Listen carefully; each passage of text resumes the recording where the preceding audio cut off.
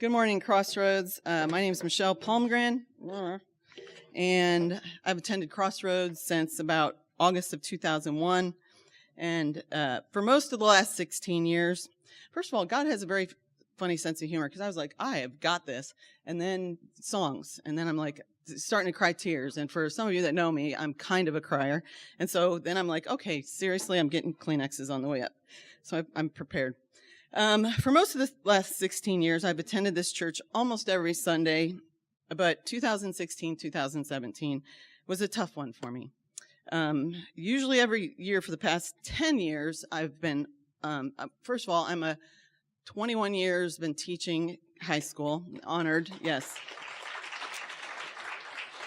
And for 10 of those years, because of CrossRoads Church, I had the opportunity to teach Teen Builders, which used to be life skills here and turned into something else at the high school. And I did a testimony for the last 10 years every November, December over how that went. And last year I didn't do that. I would do a report on how God worked on my annual trip to the BIC Navajo mission. So it's part of our church is there in New Mexico. They have a mission down there on the edge of the Navajo Nation. And that was also missing last year because I didn't feel strong enough to do it. I just couldn't do it. I didn't think about I did, however, this is where you come in, Curtis. Think about a testimony that Curtis gave several years ago. I don't know how many. I tried to think and I couldn't remember. It was a very different testimony because he was in a low point. And most of us do testimonies when we're like, woo, we overcame something. But he did it at a low point. And I thought, I need to do that. But I couldn't because I cry when I'm doing a happy one. So I can't imagine what I would be doing if I was at a low point. But God used his testimony to whisper to me to let me know that this too shall pass. It's going to pass. Because look at him now. He's all over the place. He's woo, and he's back to Curtis. So I knew that my time would pass also as long as I kept the focus on God. So I've tried to do the things that I learned through my Christian life about facing times of trial, but sometimes the strongholds are disguised as problems that Satan convinces me are too big, too scary, and it's shrouded in shame and things like that. But I knew that I needed to trust God. Satan used many forms of fear, loneliness, even geography to keep me in a state of worry, isolation, shame, blame, and lots of other things. He knows the tools to use to keep you where you're at, but there's somebody stronger than Satan.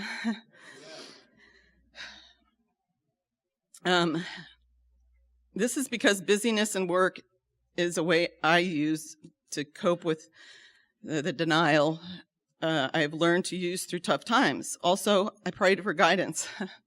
You got to be careful when you pray for guidance.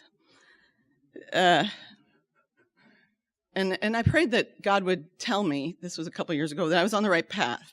And God can use anything in this church. He can use Curtis. He can use Bruce Almighty, because it was a flicker of faith that Pastor Ron put up there where Bruce wants signs, and there's signs everywhere, like right in his face, and he's ignoring them. And I was doing the same thing. I was looking around them and under them and over them for the signs I wanted, not the signs that I prayed for. And I don't know if I'm the only one that's ever done that, but they were in my face. There were people asking me questions. There was things happening, and I just ignored them because that's not what I wanted to hear at the time. So God said, okay, I'm going to get your attention in several ways. But the one thing he did is he used my job and the busyness factor, because that's constant always. People come in and out of my life, but busyness and my job is always there. This year's Teen Builder class came, and at the beginning of the year, I said, I just don't know that I can do this again. And hold on, I lost my place. I tried not to do it, but then God whispered, this is why you're in a classroom. You have access to hurting kids. That this is the class that you're supposed to do. And he wants me to be that light in the darkness for those kids. Then I thought, well, I'll do the class, but I just won't go on that trip because it's really hard to do. It costs a lot of money, and we don't have a whole lot of money in the account this year. But then the secretary called from the office and said, well, they told me downtown that you still have leftover grant money from last year. And I went, dang it. So there was God telling me again, okay, this is what you're supposed to do. So we then started planning the trip. Then Diane called from the mission. I think they've been here recently, Dwayne and Diane. And she said, well, we're going to have to change the schedule for the weekend. And I went, okay, this is it. I can't change the schedule. For those of you that know me, I like lesson plans and things to go the way they're supposed to. It was a well-oiled machine, and it couldn't be changed because it was perfect exactly the way it was. So... And I was in bed one night, and I went, wait, actually, that might work better. So there God was again, going, okay, we're rearranging this for a reason. So we went, and we took 15 students and 6 adults. And they were some different adults, and because I had a hard time finding those, and that was a whole other issue that I thought was a sign I wasn't supposed to go, but it all worked out again. So we get to the BIC mission, which is 13 hours in vans with students. It's lovely. And we have a story that goes along with it. And if you've heard my testimony before, I know you probably know this, but it's about chickens and eagles, eagle born in a chicken's nest. And he's surrounded by chickens his whole life, so he thinks he's a chicken. And he sees the eagles and he thinks, wow, I'd like to be like that. But the chickens laugh at him and keep him exactly where he is. And on the first night, we tell him, the eagle could live and die as a chicken, believing all those people around him. And we talk about the things people have told us we can't do. And things were stirring in me. And I was like, wait, I'm the teacher. This isn't supposed to happen.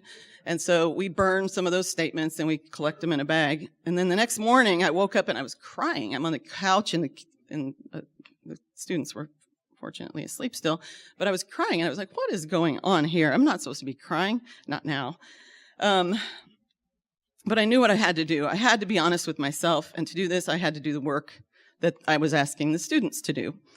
So on Saturday night, what we do is we make a mask, and I remade my mask. On the outside, it has what people see, what you allow them to see. And on the inside, it has what you keep from people, the real you, the things that you're ashamed of, things that you blame. So I had to write down a little bit more than I had in the past. It was full. And we get to the campfire and you hear all these horrible things that people have to live through and carry around. And I shared mine, and it was really, really hard because I talked about the pain in my past, which I thought life skills and CR, and I thought, oh, that's all gone. I'm good. I'm done. But when it came out, it was like almost vomiting on a plate, unfortunately. Fortunately, it wasn't vomit, but it was emotional vomit, and it said what God created me to be that I was running away from. And I also realized that we try to teach the kids to get away from the chickens in their life, like other people that are bringing them down, and stuff like that. Trying to get into a better group of friends, and if it's family related, try to get a support system. But I realized that my chickens were in my head. It's harder to get chickens out of your head and your heart. So I had to deal with that and realize that it was a realization, because some of those kids were doing the same thing. It's not, they surround themselves with great people, but those things in our heart, in our head, that keep repeating, those tapes that won't go away. Good news is God can erase those tapes. So we burn these, which obviously I did, but I remade, and we collect those ashes. One of the changes Diane made is she put church on Sunday morning, which seems like a great place for it, but that's not where it was before. But it was really good for us to go from this and then hear God's word in the morning, which, by the way, we hear God's word, and it's public high school, and it's awesome.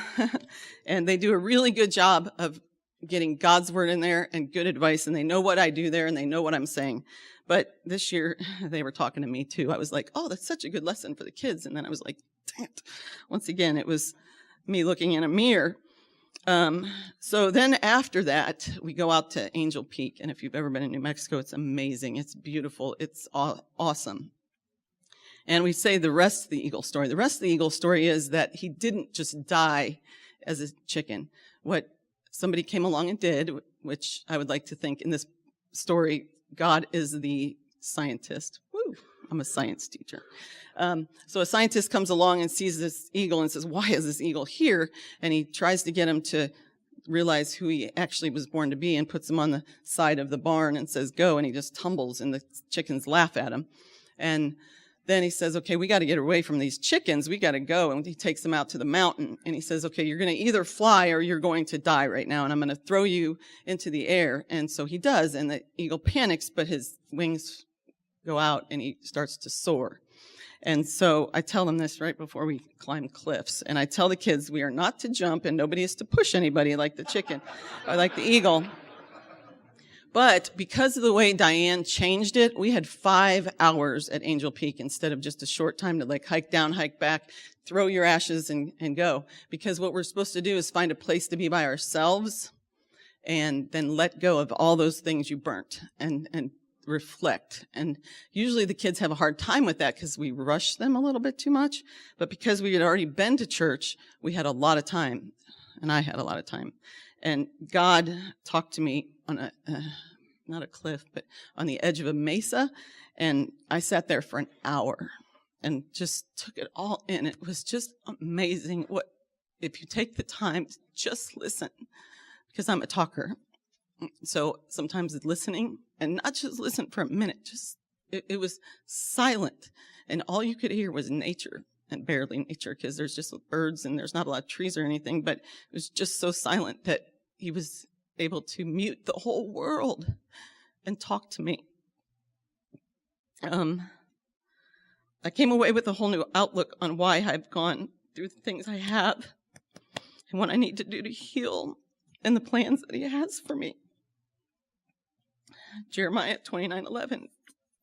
For I know the plans I can't see I have for you, says the Lord. They are plans for good and not disaster, to give you future and hope. One more sentence. I'm still struggling. So I'm kind of where Curtis was. I'm not out of it, but I'm on the ascend. And with God in the driver's seat, there's always a light at the end of the tunnel. And all things are possible. Thank you.